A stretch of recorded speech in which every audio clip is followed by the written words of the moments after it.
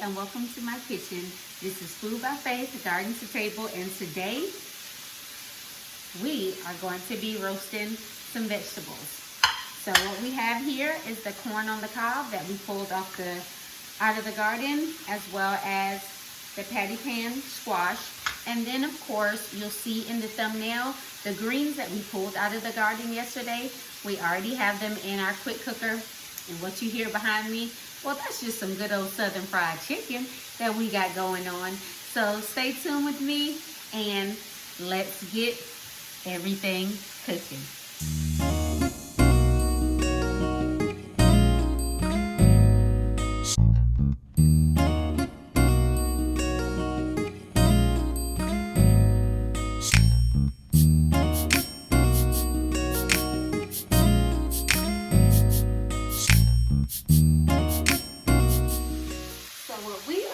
To get started on, you will not see my face during this process because I want you guys to focus on what we are going to be doing with our vegetables. So here we have some garlic oil, and these are the garlic cloves that we got out of our garden. We have some salt and pepper here, and then I'm also going to get out some turmeric.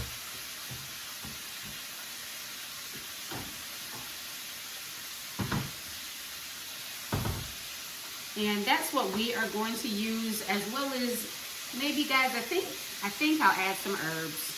So we're going to use that as well. But when we get started, what we're going to do is we are going to take the corn off of our cob. And how we do that safely is I'm going to sit this in a bowl. I have a sharp knife here. And we're just going to go down the side of our cob. And the reason why I'm doing it in a bowl is so that the kernels do not fly all over the place. And I'm using the bottom of our corn as our base so that it does not slip.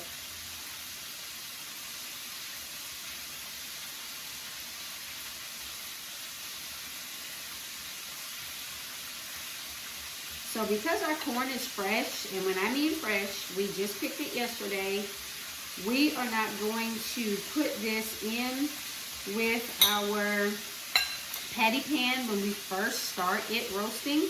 I'm going to, when I go to check the patty pan squash, then I'll throw the corn in and let it roast the rest of the way. And guys, this meal will also go with our Urban Girl Gardener. She's doing Kiki Soto. What she is doing right now is a 1 veggie meal a day. I'm going to bring you in closer because, of course, y'all may not be able to hear me over my beloved fried chicken that's going on back there. Sorry about the adjustments, but of course, we're cooking for real around here. But she's doing a 1 veggie meal a day collaboration. And so this will go with her 1 veggie meal a day. When actually we are having 2 veggies, 3.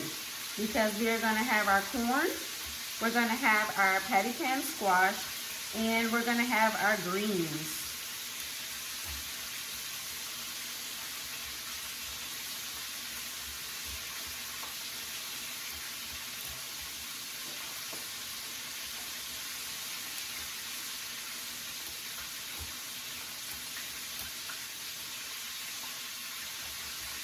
So we're going to get this corn off the cob. And yesterday you guys heard me talking. If you have any damage on your corn, you can just cut that damage off and continue with the corn. You do not have to throw the whole piece of corn away, because of course you saw the damage that I had right here. It's not a big deal. We're just going to cut the rest of those kernels right off the corn cob and keep going.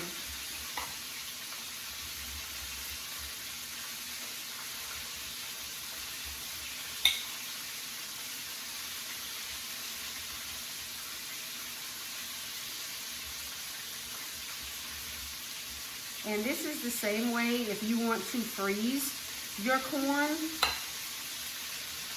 You can do the exact same thing and freeze it.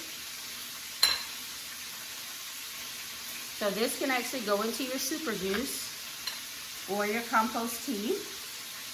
So we're gonna put our corn to the side.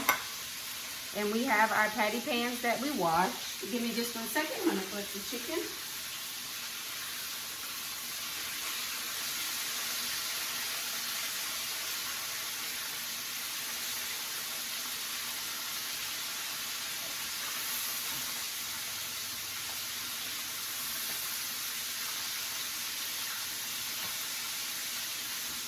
And back. So what we're gonna do with our patty pan, so you see I have a small one here, this one is kind of larger, this one is medium size. We're just going to cut that tip off. This is the inside.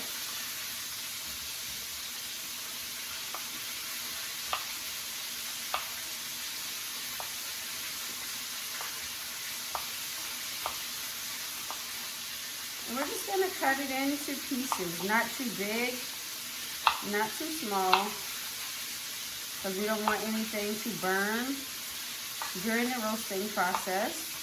So yesterday, whenever I was doing the garden video, I told you guys that I was actually going to take this patty pan and make a sweet recipe out of it. But later on, I decided that a savory roasted vegetable recipe would go really well with what I was doing for dinner today, and so that's why I changed my mind.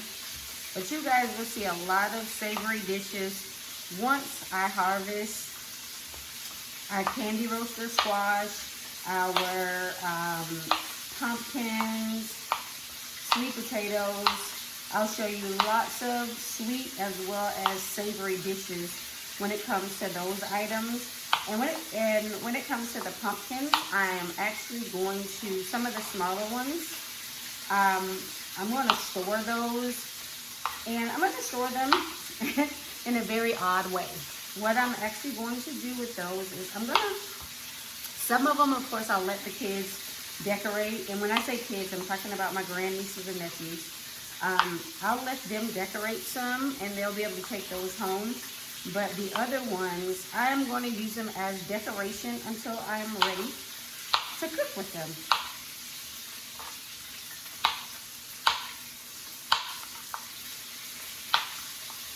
And so, guys, you can do that as well. I like to decorate for different holidays. So when harvest season or Thanksgiving season comes around, I enjoy decorating for that time. So here's our pan that we're going to use for our squash. We have our squash. We have a little turmeric.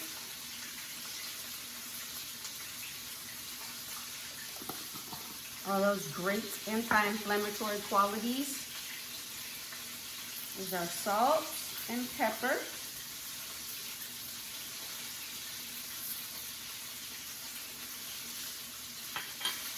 And then our garlic oil.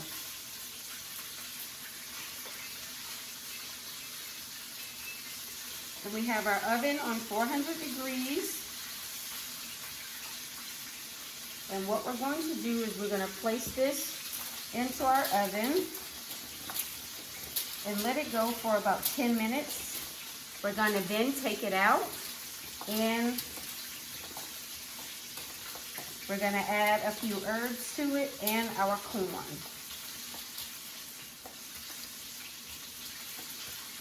Okay.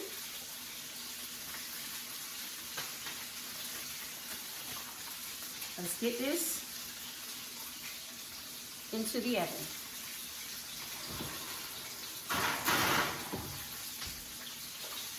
And I'll bring you back in 10 minutes whenever we take that out of the oven and we're ready to add the corn. So stay tuned and stick with me. Hey guys, Our petit pan squash is still in the oven. Our greens are still in the quick cooker, but I wanted to bring you along so that you can see a few other things that I am doing. Remember, Urban Girl Gardener Kiki Soto, hashtag one veggie a day, or I think it's one veggie a day or one veggie meal a day, but check her out. We all know that she's absolutely awesome. Another gardener that I was watching earlier today was Ernie Hatmaker. You guys, you gotta love Ernie Hatmaker. She is an amazing gardener. I love all the different tips and tricks that she shows. I was just watching a video of hers pertaining to nasturtiums, and so I'm waiting on my response on a couple of questions that I had for her on what she was going to do with those nasturtiums. But while we are cooking those other items, I wanted to show you one of the other things that I was going to do today. So you guys know, and of course I'll show in this video a picture of my arrow garden, but you've seen that I have 2 arrow gardens, and I tend to start seeds in them as well as grow other items in them. Well, right now I have lemon balm in there, and then all the rest of this is mint, spearmint, and so it looks like this because I plucked it off way earlier today. But what we're going to do is we are going to make a mint citrus tea, and that's what I'm going to have to go with my dinner today. Y'all know I have my favorite pot that I always brew everything in. So what we're going to do, Georgia baby, I'm going to take this honey. It's going to go into the bottom of our container, and that is about a half a cup of honey, and that's going to be our sweetener. Dried lemon. And guys, you know that there are about 3 or 4 different ways that you can preserve lemons. So I dry them, but smells so good. But you can also put them in a brine. You can freeze them, and then of course you can squeeze them and use the lemon juice. And I also, as you can see here, there aren't any peels because I took the zest off and dried that separately. So I have the dried lemon here, and then I have lemon zest in a different area that I use for cooking. So we're gonna take a couple of those dried lemons.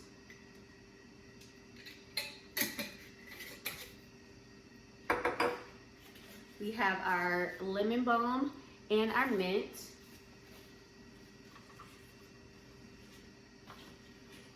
And everything has been rinsed, but of course I grow it inside, so it's not dirty.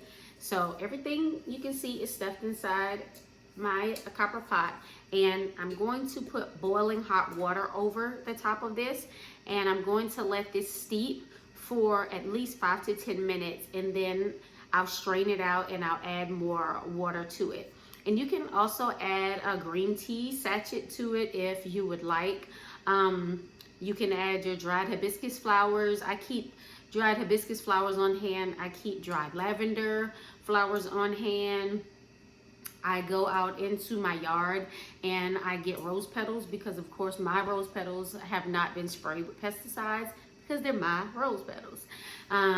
So all those things you can add to this tea, but today I'm just using the lemon balm, the mint, the lemons, and a half cup of honey.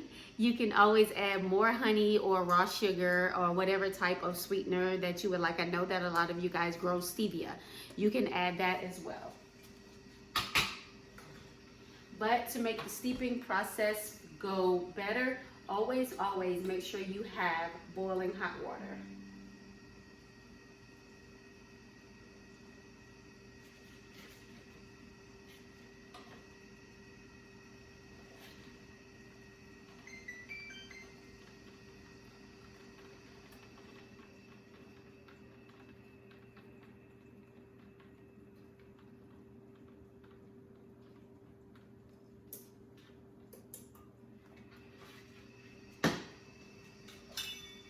And then I cover it.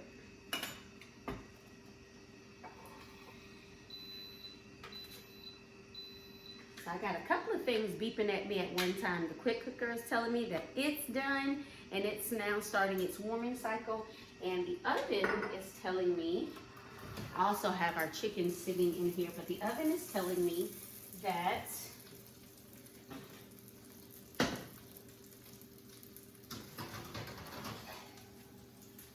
our patty pan is ready for the corn to be added to it, as well as some fresh herbs. So here is the corn that we took off the cob. We're just gonna sprinkle that all around. The next cobs that I take out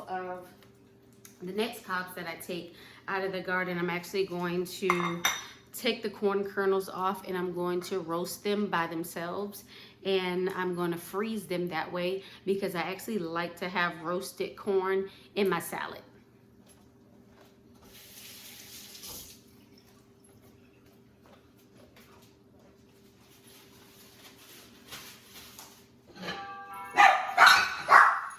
Sorry about the interruptions, you guys. The doorbell rang, the dogs went crazy. I had to take a moment. So we are back, and what we have here is our patty pan squash with our corn. And what I did was, of course, you guys know that this is how I dry my herbs. So this is thyme. It's actually some thyme and some oregano mixed in here. And I took some of that, I sprinkled it on top, and I actually added a little bit of garlic salt. Not garlic salt, garlic powder, because I really like garlic powder. So I added that to it, stir it up, and now we're gonna place it back into the oven.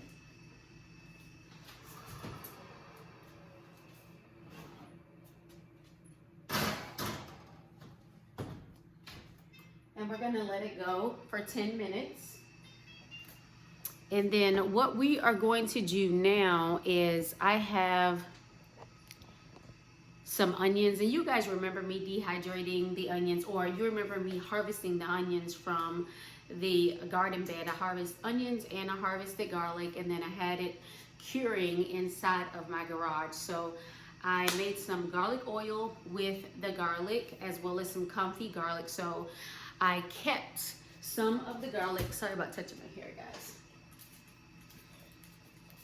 This is what the garlic looks like now that I took out of the garden. Got one more. And then here's the third one. And then the rest of it, you saw that I made garlic oil out of it. Let me wash my hands really quickly.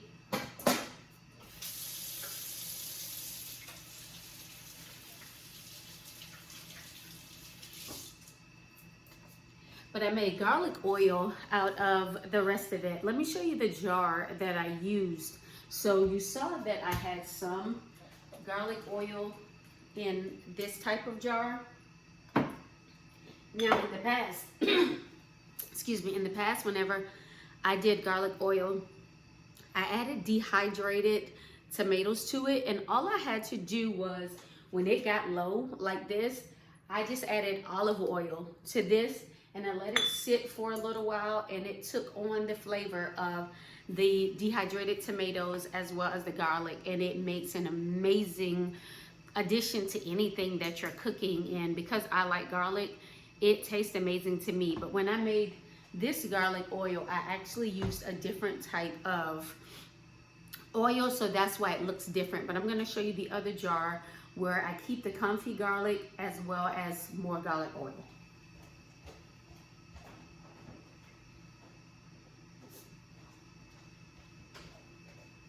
So here it is. So here's all of the comfy garlic, and then the extra garlic oil. And so if I ever want any garlic, all I have to do is take a spoon and scoop this garlic out and smash it into whatever dish. So I'll probably make pasta sometime this week, and I'll use some of this garlic and I'll just smash it into the pasta, because I actually cooked it low and slow in a pot right here on my stove. And then You just don't strain it because I want to keep that garlic. And you do not let it burn, but again, you cook it low and slow. And then I also have my onions here that I'm going to place into this jar, lid it up, and you can store them for quite a while. I have oxygen absorbers in my pantry area upstairs, and so I'll put those in here later on. But here is my Nesco dehydrator, nothing fancy. And I would advise you guys, if you are looking for a dehydrator and you don't want to spend a lot of money, just start with, you know, your basic Nesco dehydrator. But this is what our onions look like straight out of the dehydrator. And of course, you let them go until they're crispy. And you can take them and you can make powder out of them. But what I do is I store them whole just like this in the jar.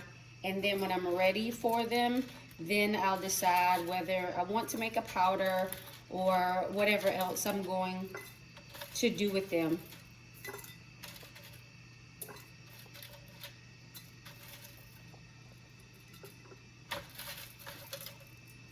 Because you can take them just like this and make an onion soup out of them. And I do the exact same thing with mushrooms. So one of my favorite stores this week, Lidl, and maybe Aldi, they're going to have mushrooms on sale for a little over $1.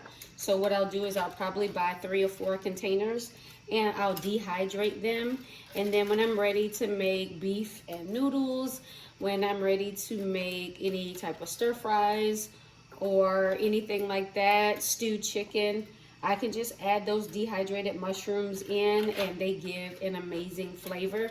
Or just like with the onions, you can pulverize them in your blender and make a mushroom powder. So let's get the rest of these inside our jar. Our roasted veggies are doing pretty good. And guys, you can also go on Amazon and buy a sheet that goes on here. Every time I say that I'm going to do it, I always forget. That's obviously how important I think it is. Because usually if something is like really important to us, we do it right away. At least that's how it is when it comes to me. When something is important to me, I do it right away.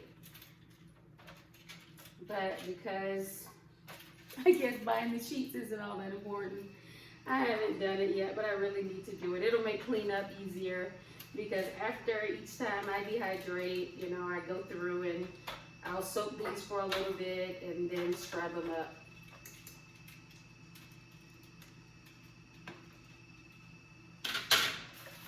Let's get the rest into our jar. And of course, we're gonna pack them. So just kind of smash them down.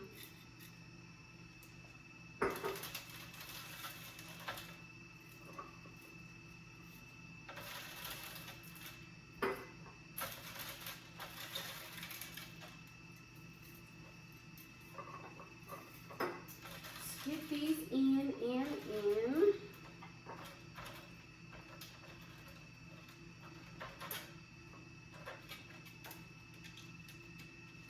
So guys, how are all of your gardens doing?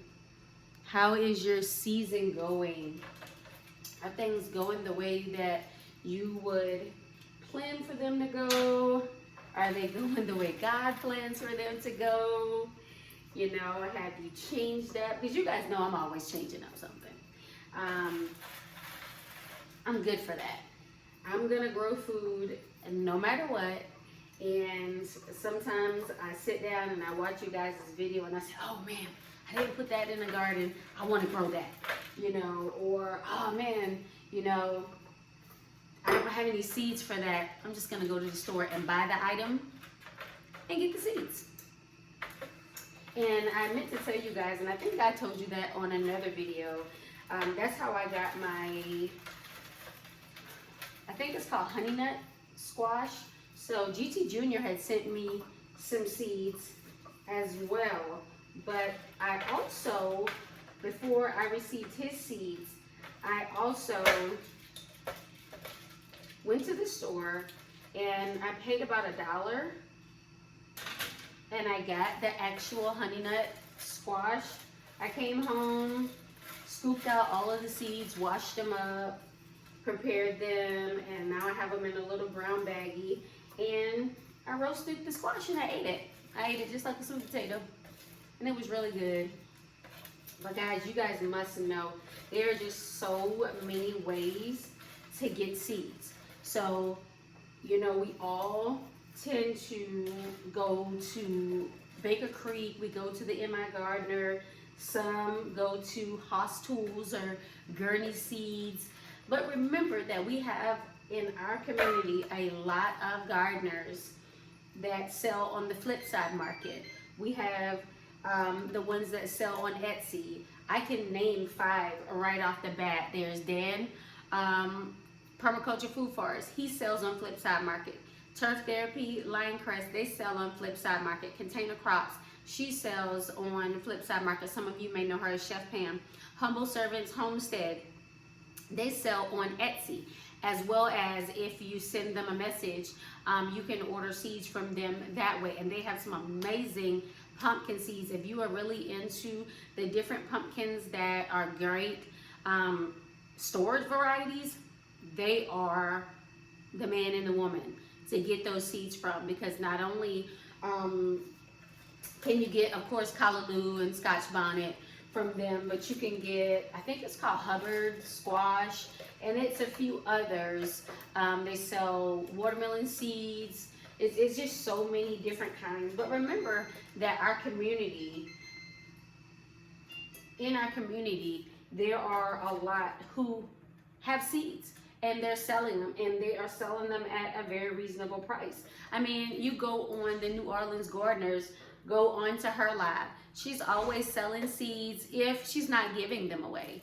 You know, she doesn't mind blessing you with where she may have an over an abundance of seeds. So just make sure, guys, that you stay a part of the garden community, because reach one, teach one. Stacy Hands in the Dirt, he's always telling you how to save your seeds. At Home with Cherie, she's a seed saving queen.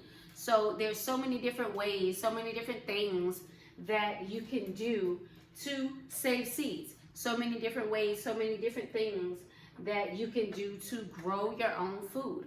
We're not telling you to be like some of us who, I mean, I pretty much got a farm out there, you know, and there's some who have an entire food forest. Like I said, Dan, he has an entire food forest. Broke Farmer, food forest. New Orleans Gardener, food forest. Humble Servants Homestead, he just got acres, you know. But Chef Pam, Container Crops, she will show you. Ernie Hatmaker, Zoe's Homestead, Freedom Song, all of them, they will show you how to grow in a small pot. You come along with me and a few of my other ladies, and we'll show you how to grow in your arrow garden. Our sister and our brother, Black's Tropical Homestead.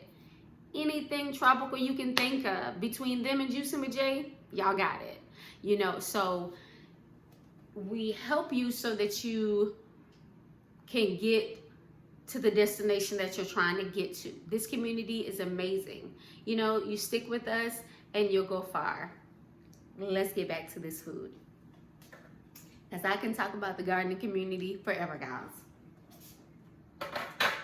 All right, so these are our dehydrated onions, ready for long storage.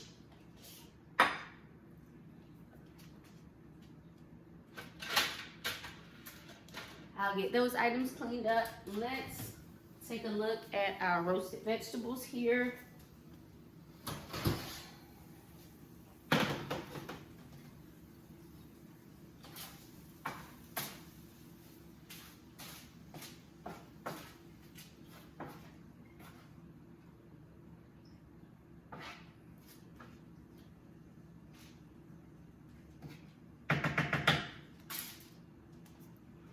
I wish you guys could smell this. But take a look. Absolutely amazing.